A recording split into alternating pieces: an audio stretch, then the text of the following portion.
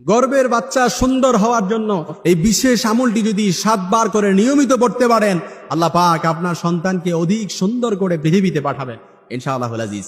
সন্তান আমরা সকলেই চাই যে সন্তান সুন্দর হোক, হৃষ্টপুষ্ট হোক, তার চেহারার মধ্যে নূর চমকাক, সে অধিক সৌন্দর্য হোক, এটা আমরা সকলেই চাই।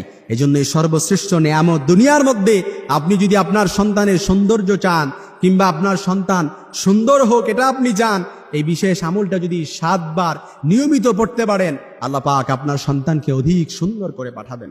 সন্তান এটা দুনিয়াতে সবচাইতে সৌন্দর্য। তবে আমলটা কিভাবে করবেন আমি বলে দিচ্ছি। নিয়মিত 7 বার করে পড়বেন আল্লাহুম্মা জাম্মিলাহু ইয়া নূর। এই দোয়াটা একেবারে সংক্ষিপ্ত দোয়া, আমি আবারও বলে দিচ্ছি। আপনারা ইনশাআল্লাহ এই দোয়াটি 7 বার করে নিয়মিত পড়বেন আল্লাহুম্মা জাম্মিলাহু ইয়া নূর, আল্লাহুম্মা জাম্মিলাহু ইয়া নূর। কিভাবে পড়বেন? এই দোয়াটা পড়ে 2 হাতের তালু একসাথে করবেন। একসাথে করে আপনি যখন ফু দিবেন, হাতের তালুতে ফু দেওয়ার পরে 7 বার পড়বেন, 7 বারই ফু দিবেন, কিংবা 7 বার পরে একবারও ফু দিতে পারেন।